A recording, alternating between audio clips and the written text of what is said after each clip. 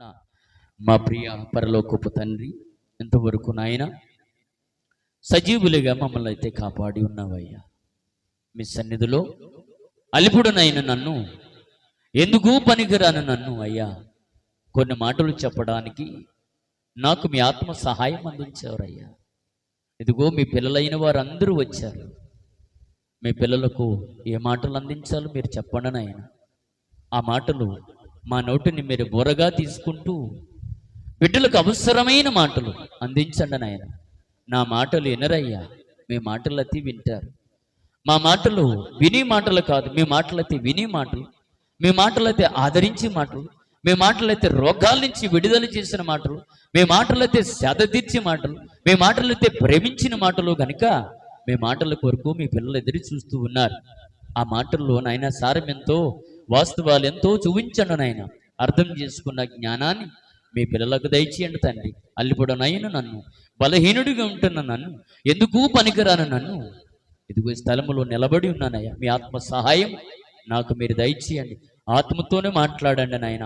అవసరమైన మాటలు నాయన బిడ్డలకు అందించి మంచి ఆలోచన కలిగి వారి పక్కనున్న దుష్టుని యేసు నామములో బంధించి మీరే ఆదరణకర్తగా మా అందరికీ మీరు తోడయండమని, ప్రార్థనకు ప్రతిఫలం ఇచ్చి మీరు మహిమ పొందుకోమని తరుగారాని ఇంటున్న యేసయ్య నామములో ప్రార్థించి అడిగి వేడుకొనుచున్నాము తండ్రి, ఆమేన్. దేవునికి స్తోత్రం. మంచిది పిల్లరా, వాక్యంలోనికి వెళ్దాం. శ్రద్ధ కలిగి దేవుని మాటలు మనం విందాం. వినడానికి మీరు వచ్చారు, చెప్పడానికి మేముకున్నాం. ప్రభు మాట్లాడుతున్నాడు. శ్రద్ధ కలిగి మనమందరూ విందాం. ఏమిటి అంటే పిల్లరా, ఈరోజు చక్కన మనము కాంచేపు ఈ ఆరాధన అయిపోయిన తర్వాత, ప్రార్థన అయిన తర్వాత బల్లారాధనలోకి వెళ్ళిపోతాం. మంచిది. కనుక ఈ బల్లారాధన గురించి ప్రభు మనకి ఏం నేర్పిస్తున్నాడు, ఇంతకీ ప్రభు మనకు ఏం నేర్పిస్తున్నాడు, అసలు ప్రభు ఏమయ్యాడని భక్తులైన వారు మనకు సాక్ష్యం ఇస్తున్నారు. యేసుక్రీస్తు, నేను అంటాను, యేసుక్రీస్తు వారు మనకు అర్థం కాలేదు అని అంటాను. యేసుక్రీస్తు వారు మనకు అర్థం కాలేదు. ఎందుకు అర్థం కాలేదంటే, ఇంకా మనమందరూ కూడా లోకములో ఉన్నట్టుగా మనం బ్రతుకుతున్నాం. అదేంటయ్యా, అనుదినము ప్రార్థనకు వస్తున్నాం, మందిరానికి వస్తున్నాం, ప్రార్థన చేస్తున్నాం, పాటలు పాడుతున్నాం అని మీరేంటి ఇలా మాట్లాడుతున్నా మీరు అనుకోవచ్చు. కానీ ప్రభు అంటున్నాడు, ఇంతకీ దేవుడు మనకి ఏమయ్యాడో కూడా మనకు అర్థం కాదు. బయట ఉన్నవారు కాదు సుమి, దేవుడు మొదట మనకు అర్థం కావాలి. ఆయన నీ కొరకు ఏం చేశాడో మనకు అర్థం కావాలి. ఆయన మన కొరకు ఏం చేశాడో అర్థం కావాలి. ప్రతి వారము బలారం తీసుకుంటున్నావు, ఏం చేయగలుగుతున్నావు ఒక్కసారి మీరు పరిశోధన చేసుకోండి. బలారాధన పాల్గొంటున్నావు, బలలో పాల్గొంటున్నావు, ఆయన శరీరం తింటున్నావు, రక్తము త్రాగు, ప్రయోజనం ఏమిటి అని నేను అడుగుతున్నా. పొందుకున్న నీవు ఏం చేయగలుగుతున్న వారములో అని ప్రభు మనలందరినీ హెచ్చరిస్తున్నాడు. మనకు ప్రభు అర్థమయ్యాడా, ఇంతకు ప్రభు ఏమయ్యాడు మన కొరకు అని చెప్పి మనం అర్థం చేసుకోవాల్సిన అవసరత ఉంది. కానీ నిజముగా యేసుక్రీస్తు మనకు అర్థం కాలేదు. యేసుక్రీస్తు వారు మనకు అర్థం కాలేదు. అర్థం అవుతే పిల్లరా అన్ని సమయానికే మనం చేస్తాం. మరి ఎప్పుడు అర్థం అవుతాడు యేసుక్రీస్తు అంటే, మనం చచ్చిన వరకు అర్థం కాడు. మనం మట్టిలోనికి పోయినంత వరకు అర్థం కావు. అంత వేషధార బ్రతుకులు, వేషధార చెబుతున్నా దేవుని వాక్యం అనుదినము మనకు వినబడినా వేషధార బ్రతుకులు మాత్రం మన యొక్క జీవితంలో నుంచి బయటికి తీసుకోలేకపోతున్నాం. దేవునికి స్తోత్రం. ఉన్న గంటి చేపే పామురాల్లా ఉంటాం. అంటే నటులు మనము. అలా నటిస్తున్నామో లేదు ప్రభువుకు తెలుసు. నువ్వు, నేను, మనం అందరము చూస్తున్న వారు ఎవరైనా ఆ కాంచేపుడు ప్రభు కొరకు ఏదో చేయాలి, ప్రభు కొరకు బ్రతకాలని చెప్పి మనం ఉంటున్న మనకు క్షణాల్లోనే ఆత్మ ఆరిపోయే పరిస్థితికి కనబడుతుంది పిల్లరా. కానీ బైబిల్ రాసిన భక్తులకు యేసుక్రీస్తు అర్థమయ్యాడు, మనకు మాత్రం అర్థం కాలేదు. అర్థం కావాలంటే ఏం చేయాలండి అని అంటే, వాక్య ప్రకారం మనం బ్రతకాలి. అసలు ఎందుకు వాక్యము ఏం చెప్తుందో మనం ఆలోచన చేయాలి పిల్లలు. భక్తులు చక్కటి వివరం ఇస్తూ ఉన్నారు బైబిల్ గురించి. యేసుక్రీస్తు వారు మనందరి కొరకు ఏం చేశాడు? తీసుకున్నప్పుడు కానీ త్రాగున్నప్పుడు కానీ కన్నీటి బొట్టు ఎప్పుడైనా కారిందా? ఆయన అంటాడు, నువ్వు కాడున కాల్చిన ప్రతి కన్నీటి బొట్టుకు నా బుడ్డులో దాసు ఉంచుతాను అని అన్నాడు. వద్దమ్మా. కనుక ప్రభువునికి నేర్పిస్తున్న మార్గములో మన్నాడు వాడు. కానీ ఏ రోజైనా కన్నీటి కార్చావా నీ బిడ్డల కొరకు, పోని భర్త కొరకు? లేదే. ఒకవేళ భర్త బ్రతుకు చర్య కనబడినప్పుడు యేసుక్రీస్తు నీ కొరకు చనిపోయాడురా, నీకెప్పుడురా అర్థమయ్యేది?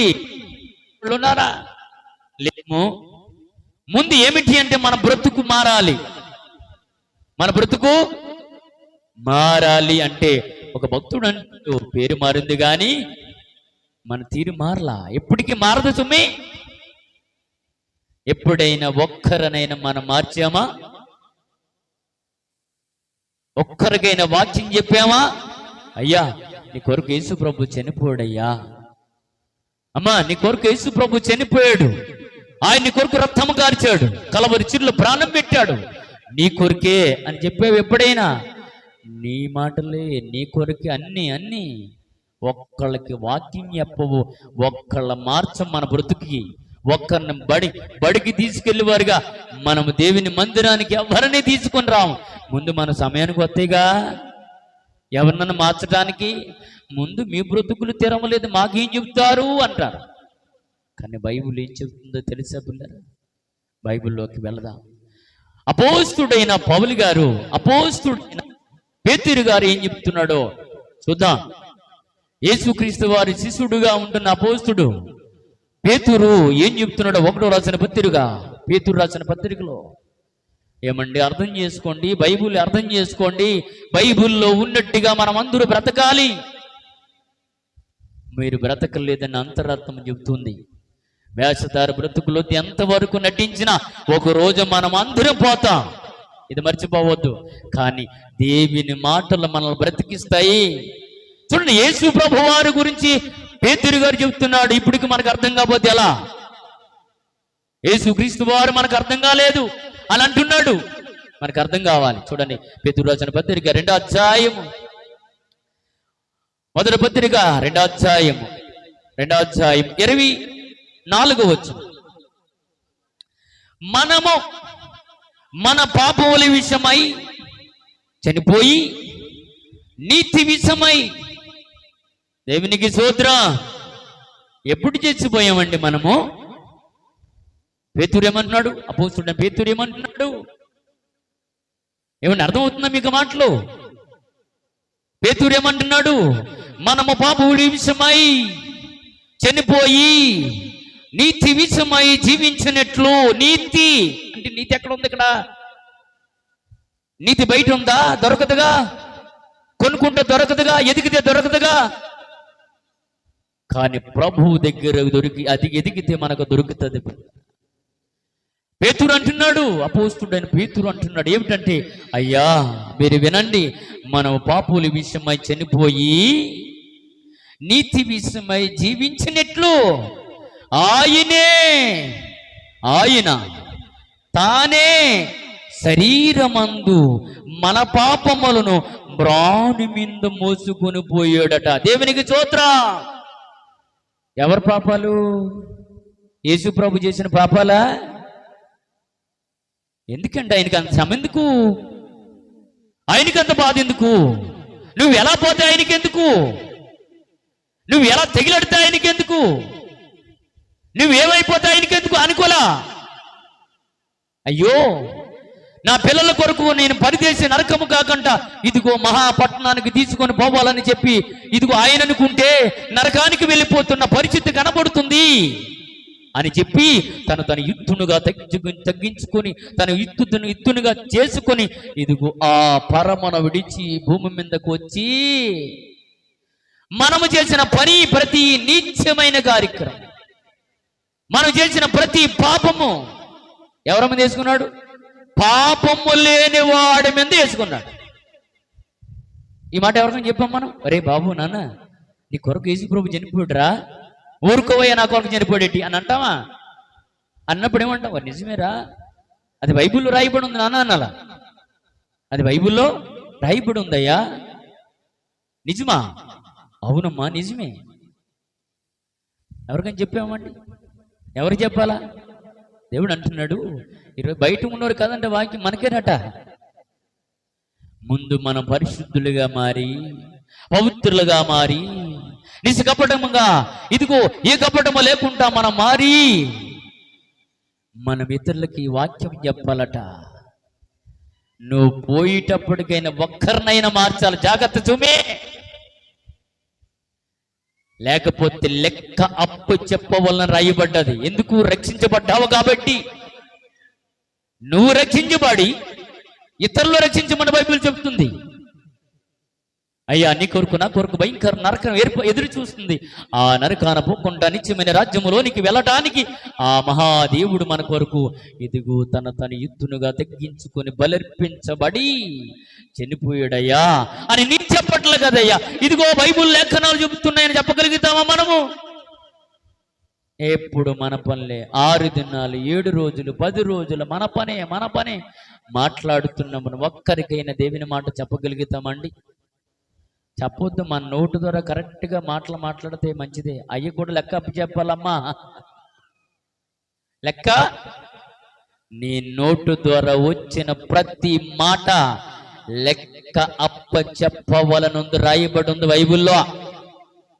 నువ్వు సరదాగా మాట్లాడొచ్చు, ఏంటి ఎటకారంగా మాట్లాడొచ్చు, అన్ని వస్తాయి, అన్ని చెప్పట్లేదు. బైబిల్ చెప్తుంది జాగ్రత్త అంటుంది. నాకు ఇప్పుడు ఇది తర్వాత తెలిసింది మనకి. కనుక ఇక్కడ పేతురు అంటున్నాడు. ఏమంటున్నాడు పేతురు అంటే, ఓరే బాబు మన కొరకు ఆయన ఏం చేశాడు అంటున్నాడు. అంటే ఇదిగో నీతి విషయమై జీవించినట్లు ఆయనే తానే శరీరమందు మన పాపములు రాణి మీద మోసుకొని పోయిను. దేని మీద? కలవరి చిల్లి మీద మన పాపాలన్నీ కూడా. ఎందుకండి ఆయనకి అంత శ్రమ? పక్కవాడు ఎలా బ్రతికినా నాకెందుకు అని అంటావు నువ్వు, అవును కదా? మనకి ఎందుకండి? వాళ్ళు ఎలా బ్రతికితే మనకెందుకు? వాడు ఎలా బ్రతికితే మనకెందుకండి? పక్కనున్న పొరుగువాడండి, పక్కనున్న పొరుగువాడు, పక్కనున్న కుమార్తె, పక్కనున్న మనవారు ఎలా బ్రతికినా మనకెందుకులే అంటామే. యేసుప్రభు అలా అనుకున్నాడా? ఒకవేళ తప్పు జరిగింది అనుకోండి, ఇది తప్పు అని చెప్పగలుగుతాం మనం? తప్పు అని చెప్పగలిగితే ఆయన అంటాడు, తప్పు చేస్తా నువ్వు చూసేవంటరా అంటారు. మనకంత ఇవ్వలా దేవుడు. కానీ తప్పు జరిగినా చూస్తూ ఉండిపోయిన వారు కనబడుతున్నాము. కానీ ప్రభువు అయితే మనము చేసిన ప్రతి పాపాన్ని ఆయన మాని మీద కలవరి చిల్లో నాశనం చేస్తాడంట పిల్లలు. ఇంకా మనం ఏం చేస్తున్నాం? తప్పుకి ఎంకరేజ్ చేసి బర్రలు బాగా చేస్తున్నావు చెయ్యి అన్నట్టుగా మనం సపోర్ట్లు. ఎంత ఘోరం పిల్లరా! కానీ ప్రభు మనకు నేర్పిస్తున్న మాట, పేతురు గారు మనం నేర్పిస్తున్న మాటలు, పేతురు గారు మనకు చెబుతున్న మాటలు ఏమిటో తెలుసా పిల్లరా? ఈ మధ్యకాల సమయంలో మనందరితో దేవుడు మాట్లాడబోతున్న మాటలు ఏమిటో తెలుసా? ఇంకా చదువునారా? ఆయన పొందిన గాయములు చేత మీరు స్వస్థత నొందితిరి. దేవునికి స్తోత్రం. ఎవరు పొందుకునే గాయకులు? మనమేమో బాగుండాలి, ఆయనేమో గాయాలు పోలేవాడు. మనం బాగా బతికేస్తున్నాం. కానీ పేతురు రాసిన పత్రికలో మన కొరకు ఈరోజు దాచి ఉంచిన మాటలు ఏంటంటే, ఆయన పొందిన గాయముల చేత మీరు స్వస్థత నొందితిరి. ఇంకా ఏంటంట? మీరు గొర్రెల వలె దారి తప్పిపోతిరి, గాని ఇప్పుడు మీ ఆత్మల కాపరై అధ్యక్షుడైన ఆయన వైపునకు మళ్ళీ ఉన్నారు. దేవుడు మనకు అధ్యక్షుడుగా ఉన్నాడు. మనం ఆయన వైపు మారాలి, ఆయన వైపు తిరగాలి. ఆయన రాజ్యానికి వెళ్ళిన వారు ఈ లోకములో ఉండిపోయిన వారం కాము.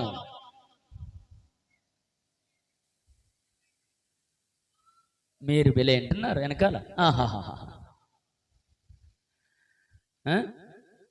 పెళ్ళి ఏమో ఇంటికాడ వెళ్ళేసి పిల్లల్ని తీసుకొచ్చారు. ఎందుకని? గందరగోళం చేయడానికి.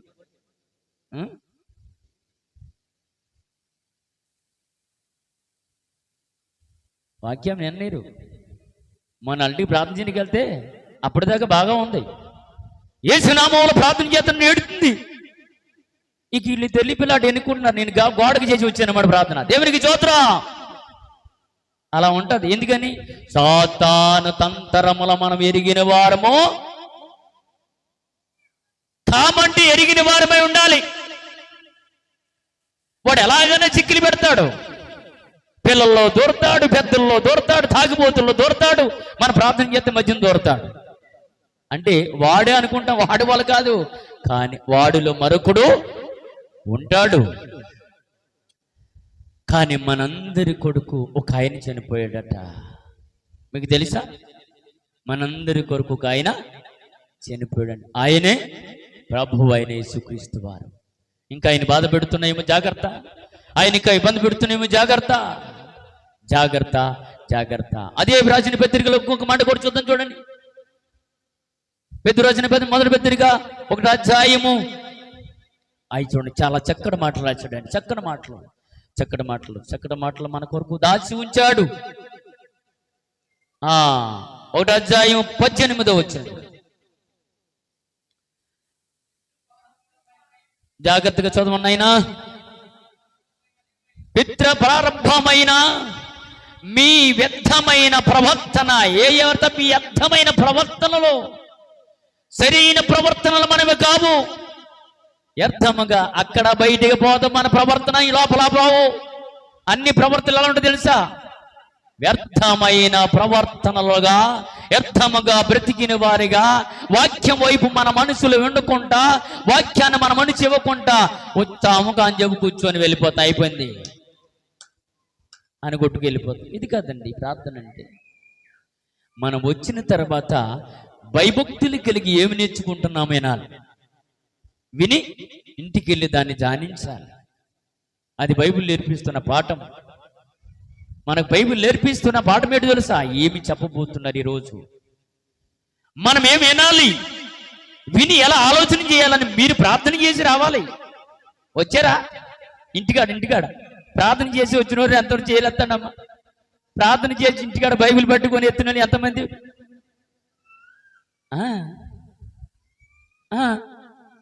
దేవునికి స్తోత్రం.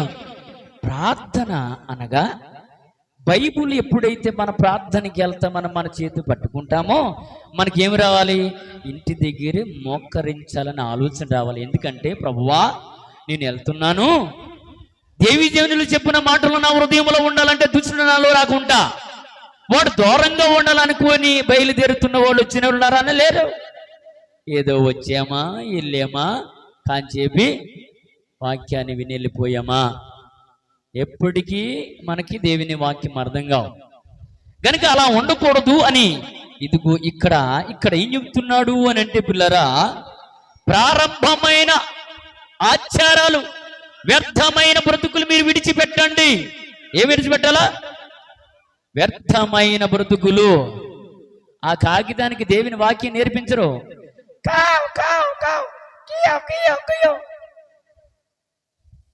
ఏంటి? చిన్న వయసులో నుంచే గర్భములోనే మీ పిల్లలకు వాక్యానికి నేర్పించమని బైబిల్ నేర్పిస్తే ఏమి నేర్పిస్తాం మనము? రావే చిల్లక కంగిరు చిల్లక. మా పిల్ల అయ్యే బాగుంటుంది, మన పిల్లకి అది నేర్పిస్తే ఎలా చెప్పండి? బాధపడవద్దు, వాక్యం నేర్పించే. ఎందుకంటే బైబిల్ చెప్తుందండి. మీకు ఒక సందర్భం చెబుతాను. ఏం సందర్భం అంటే, మరియమ్మ గర్భంలో బిడ్డ ఉన్నాడు, తర్వాత ఎలిజబెత్ గర్భంలో బిడ్డ ఉన్నారు. అసలు వీళ్ళిద్దరిలో బిడ్డలు ఉన్నారని చెప్పి అసలు దేవుడికి తెలుసు, దేవుడు ప్రసాదించింది అది. కానీ మరియమ్మ వచ్చేస్తుంది ఎవరికంటే ఎలిజబెత్ దగ్గరికి. అసలు వీళ్ళిద్దరు మాట్లాడుకున్న మాటలు బిడ్డలకి ఎలా అర్థమవుతుందండి? ఎలా అర్థమవుతుంది చెప్పండి? లోపల బిడ్డ గంతులేసినని బైబిల్లో రాయబడి, ఏమి రాయబడింది?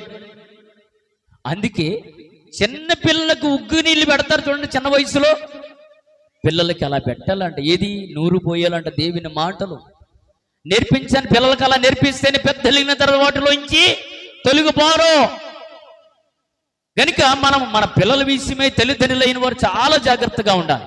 అందుకే భక్తుడైన వారు నేర్పిస్తున్నాడు ఏంటంట, వ్యర్థమైన ఆలోచనలు వద్దు, వ్యర్థమైన బ్రతుకులు మీలోనికి వద్దు. చదువునానా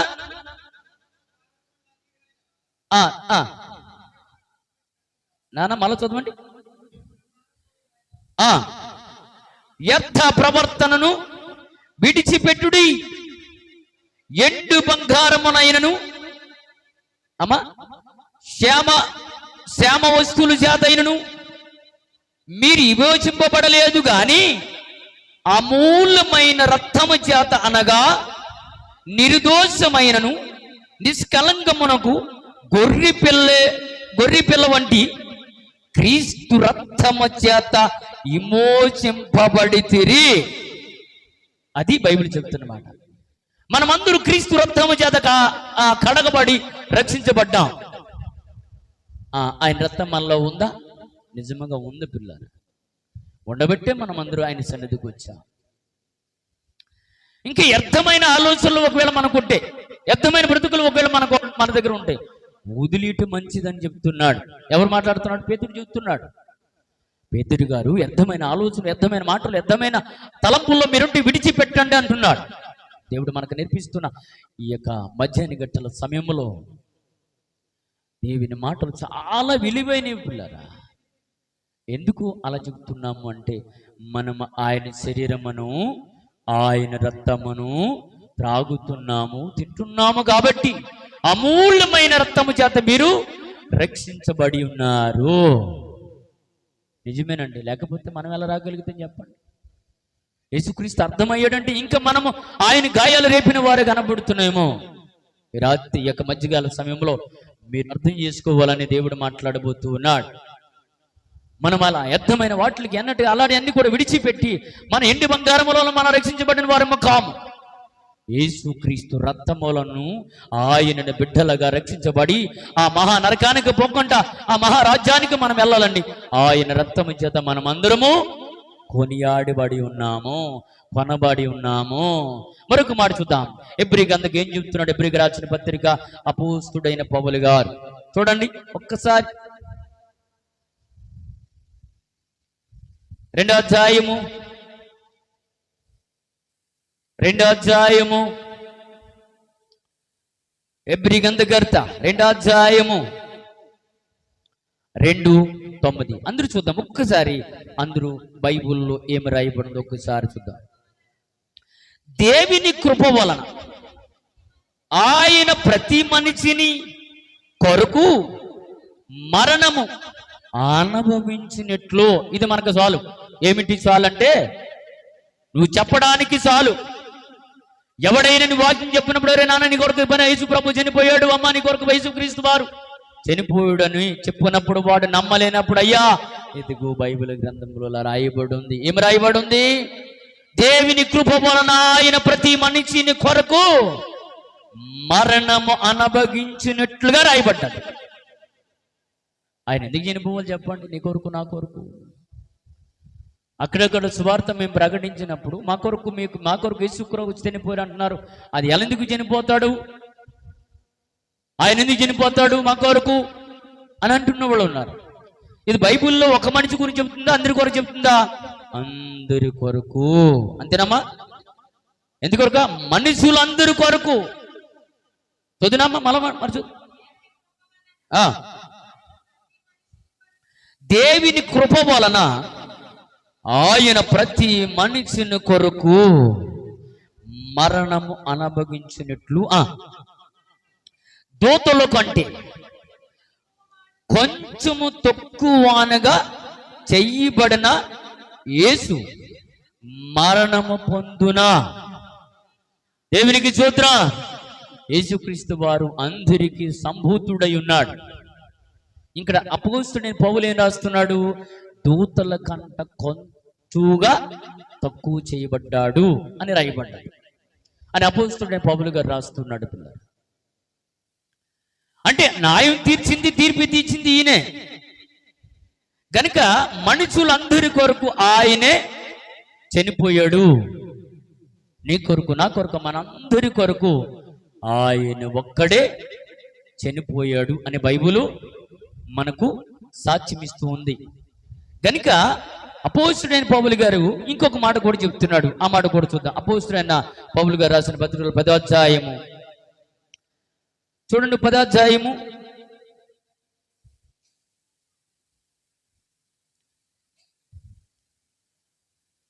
10వ వచనం.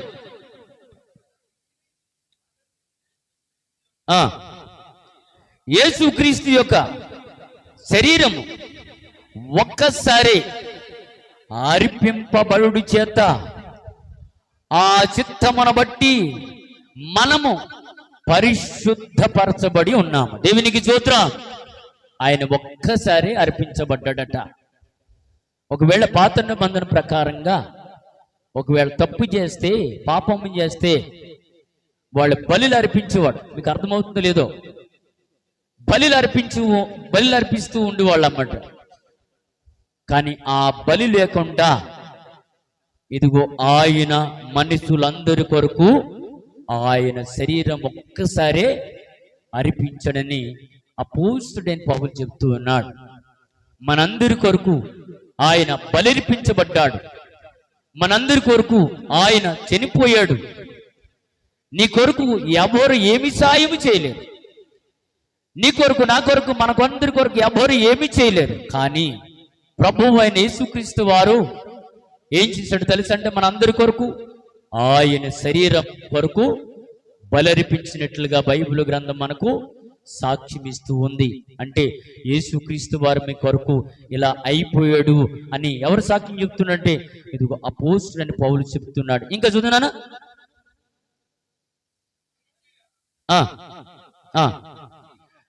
ప్రతి యాజకుడును దినదినము సేవ చేస్తూ పాపమును ఎన్నటికి తీసివేయలేని ఆ బలిని మాట మాటకి అర్పించుచు ఉన్నారట.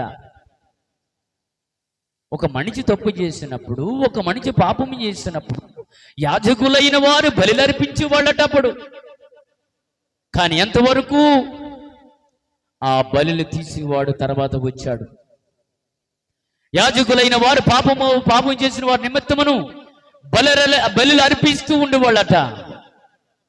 కానీ ఇవన్నీ మహనీయుడైన యేసుక్రీస్తు వారు బలిలు తీసివేసాడు పిల్లరా. ఈయనైతే పాపము నిమిత్తమును సదాకాలమును నిలుచు ఒక బలిని అర్పించి, దేవునికి స్తోత్రం. ఎంత మంచి మాట అండి. ఈయన మనందరి కొరకు బలర్పించబడ్డాడట. ఇంకా పాప క్షమాపణ బలులు లేవు. ఇంకా ఈయన ఒక్కడే మనందరి కొరకు బలర్పించబడ్డాడు. ఈయన ఒక్కడే మనందరి కొరకు రక్తము కార్చాడు. ఈయనొక్కడే మనందరి కొరకు పాప క్షమాపణ నిమిత్తం ఆయన శరీరం మనందరి కొరకు ఏం చేశాడంటే త్యాగం చేశాడు పిల్లలు అని రాయబడింది. చూడండి అదే మాట 12వ వచనం. ఈయనైతే పాపము నిమిత్తము ఎవడైతే పాపం చేస్తాడో, ఇప్పుడు కాదు సమయం ఆల్రెడీగా మన పాపములో ఉన్న సంగతి అర్థమై యేసుక్రీస్తుని నమ్ముకొని క్రీస్తు రక్తము చేత కడగబడి బాప్తిజం తీసుకొని నీతిమంతులుగా తీర్చబడి ఆయన రక్తమైన శరీరము ఉన్నా గనుక ఇంకా కొందరికి ఈ అదృష్టం లేదు. గనుక ఈయనైతే పాపము నిమిత్తము సదాకాలము నిలుచు ఒక బలిని అర్పించండి. ఏమిటా బలి? అమ్మ చెప్పాలా? ఏమిటా బలి? నరబెల, లేకపోతే కోళ్ళ అర్పించడా, లేకపోతే దేళ్ళు అర్పించడా? ఆయనే బలి అర్పించబడ్డాడు. ఎవరి కొరకు అని అంటే మనందరి కొరకు బలర్పించబడ్డాడని ఒక ఆయన సాక్ష్యం చెప్తున్నాడు. పిల్లరా. కానీ మనకు అర్థం కావట్లేదు. యేసు ప్రభు వారు మన కొరకు చనిపోయాడని, యేసుక్రీస్తు వారు చనిపోయాడని తెలిసి కానీ మన ఆయన శరీరం అయిన రక్తము త్రాగుతున్నాం. ఎందు నిమిత్తం త్రాగుతున్నాం మనకు అర్థం కాకుండా త్రాగేసి వెళ్ళిపోతున్నా. ఈ నెలలో ఈ యొక్క 7వ నెలలో ఈ బలారాధన కొరకు ఎదురు చూసిన వారు ఎందరో అని ఉంటారు కదా. ఇదే రోజుకు వచ్చి కూర్చున్న వారు కూడా ఉంటారు. ఇదే రోజు బలలో చేయముంచిన వారు కూడా ఉంటారు. మనకు అది ఇష్టం లేదు. మనకు ప్రతి ఆదివారము తీసుకోవడానికి, ఇందులో సమకూర్చి ముందుకెళ్ళడానికి దేవుడు మహాకృప చూపించాడు. దేవునికి స్తోత్రం. కనుక ఇది ప్రత్యేకమైన రోజైతే మనకు కాదు. ప్రతి ఆదివారం ఆయన సన్నిధిలో మనం గడుపుతూ ఆయనకు మరంత దగ్గర అవుతూ ఉన్నాం. గనుక ఇదిగో బలర్పించబడ్డాడు. బలి అర్పించి అప్పటి నుండి తన శత్రువులు తన పాదపీఠముగా చెయ్యబడి వరకు కనిపట్టుచు దేవుని కుడిపార్శ్వమున ఆసీనుడై ఉన్నాడు. దేవునికి స్తోత్రం. నీ కొరకు నా కొరకు ఆయన ఎదురు చూస్తూ ఉన్నాడు. మనం అన్ని దినము ఆయనకి గాయాలు రేపుతున్నాం. అన్ని దినము గాయాలు రేపు వారిగా కనపడుతూ ఉన్నాం. పిల్లరా, గాయాలు రేపు వారిగా కనపడుతున్నాం. చూడండి, మరొక గ్రంథంలోకి వెళ్దాం. యోహాను రాసిన పత్రిక, యోహాను రాసిన మొదటి పత్రిక, యోహాను సువార్త మొదటి పత్రిక, యోహాను రాసిన మొదటి పత్రిక. చూడండి, చక్కటి మాటలు మనకు ప్రభువారు చలవిచ్చుచున్నాడు. 1వ అధ్యాయము 7వ వచనము. త్వరగా. అయితే ఆయన మన ఎలుగులో ఉన్న ప్రకారము మనమును, దేవునికి స్తోత్రం. ఆయన చీకట్లో ఉన్నాడు, ఎలుగులో ఉన్నాడమ్మా, ఎలుగులో ఉన్నాడట. నిన్ను చీకట్లో వదిలేసేవాడు కాడు, నిన్ను చీకట్లో నడిపించేవాడు కాడు. ఆయన ఎలుగులో ఉన్నాడట. యోహాను గారు చెప్తున్నాడు, అయ్యా ఆయన యేసు ప్రభు వారు ఎలుగు సంబంధి, ఆయన ఎలుగులో ఉన్నాడు, మీరు ఎలుగులో ఉండండి అని అంటున్నాడు. చూదమ్మా. అయితే ఆయన ఎలుగులో ఉన్న ప్రకారమును మనమును ఎలుగులో నడిచిన ఎడల మనము అన్యు సావాసము గలవారమై ఉందుమో, అప్పుడు ఆయన కుమారుడైన యేసు రక్తము ప్రతి పాపము నుండి మనలను పవిత్రులుగా చెయ్యను. అమ్మ, అటు జోలికి వెళ్ళకండి. మళ్ళా వాటి వైపు వెళ్ళొద్దు. మనకు ఒకవేళ వెళ్తే వాటికి మనం అందరూ లెక్క అప్పు చెప్పాలి. అంటే ఎవరు వెళ్తారో వారి లెక్క అప్పు చెప్పాలని బైబిల్లో ఉంది. రక్షించబడిన వారు మనకే సుమి చెబుతున్నాడు, రక్షించబడిన మనకే చెబుతున్నాడు ఈ మాటలు. ఇంకా రక్షించబడిన వారి కొరకు మనం ప్రార్థన చేయాలి. రక్షించబడిన వారు మనం కొరకు ఈ మాటలు మన కొరకు చెప్తున్నాడు, మన కొరకే చెప్తున్నాడు. అదే రాసిన 2వ అధ్యాయం కూడా చూడమ్మా.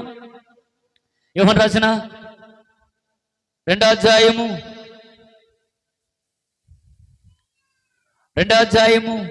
4వ వచనం.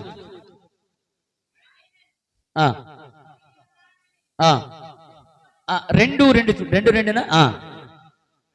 ఆయనే మన పాపములకు శాంతికరమై ఉన్నాడట. ఎవరై ఉన్నారమ్మా? ఆయనే మన పాపములకు శాంతికరమై ఉన్నాడు. మన పాపములకు మాత్రమే కాక సర్వలోకమునకును శాంతికరమై ఉన్నాడు. దేవునికి స్తోత్రం. అందరి కొరకు ఆయన ఒక్కడే శాంతిమూర్తి. ఎంత చక్కటి మాటలు ఈరోజు మనం వింటున్నామండి. మన పాపముల విషయమైన చనిపోయాడు. మనం చేస్తున్న ప్రతి నీచమైన కార్యం కొరకు అయినా చనిపోవునట్లుగా మనకు చెబుతూ ఉన్నాడు ప్రభువారు. మనకు చదువుదాం అదే మాట. ఆయనే మన పాపముల కొరకు శాంతికరమై ఉన్నాడు. మన పాపములకు మాత్రమే కాదు సర్వలోకమునకును శాంతికరమై ఉన్నాడు. అందరికీనండి. అందుకే ప్రతి మనిషి పాపము నుండి పరిశుద్ధపరచడని ఆ నీతిమంతుడైన ప్రభువారు ఆయన చనిపోయాడండి. మనకు అర్థం కావలేదు. యేసు ప్రభువారు మనందరి కొరకు యేసు ప్రభు చనిపోయాడు. మనందరి కొరకు యేసుక్రీస్తు వారు చనిపోయాడు, బలర్పించబడ్డాడు.